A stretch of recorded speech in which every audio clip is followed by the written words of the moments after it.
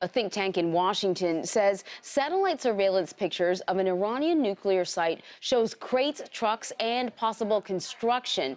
Now, the group says the work may be an attempt to clean up ahead of inspections tied to the U.S.-Iranian nuclear deal.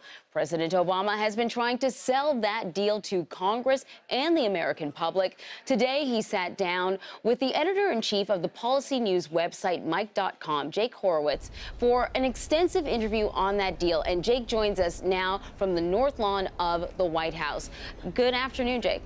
Good afternoon. I'm excited to be here. Thank you. Well, thanks for talking to us about this. I think you just wrapped up the interview, right? I did. I just got out of the interview with the president, and we had a good conversation about what this deal really means and represents for young people specifically. So we were focused on asking tough questions about 18 to 35-year-olds and why they should really care and become invested in this deal. So what struck you the most? What did he have to say about this deal?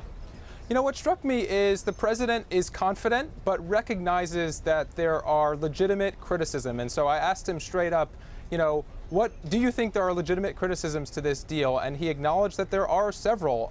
He's very confident that this is the right deal and made that case. But what struck me is he's really thinking through all the different pieces here and acknowledges that there are lots of different angles here that there actually is a fair amount of criticism. Yeah, he made a very strong speech recently touting the importance of this deal. I'm wondering if he expressed any frustration. He's getting a lot of pushback from Congress, but also the American public isn't won over either.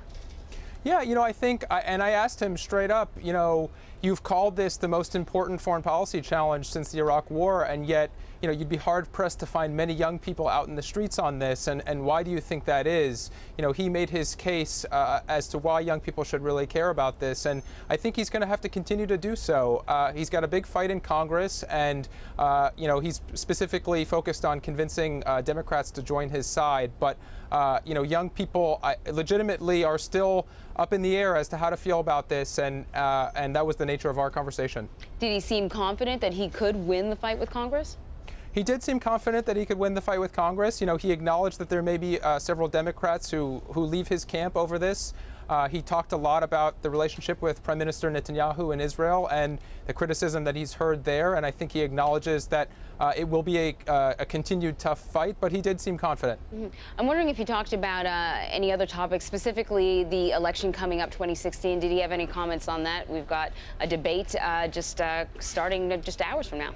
Well, I did ask the president, because there is a Republican debate tonight, is there a question that he would ask the candidates? And he said straight up, you know, what would be your better plan? What would be your alternative? And we'll see if that gets asked tonight at the debate, but I imagine it'll be a very interesting conversation. Yeah, that seems like the question he's been asking throughout his presidency, actually. I find it very curious. You know, in June, I believe, the president did a sit-down interview with the WTF podcast, and now he's sitting down with you guys. Your website is 4 years old. Some people might call that a startup, but it seems like he's choosing some non-traditional media outlets to get his message out there. What do you make of that?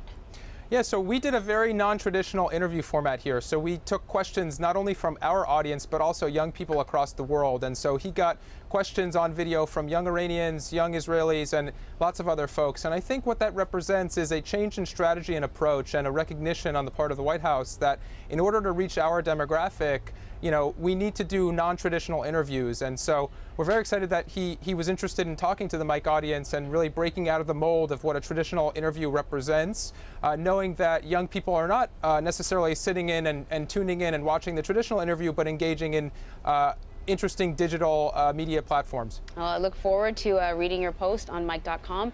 Jake Horowitz, co-founder of Mike.com. Thank you so much. Thank you for having me.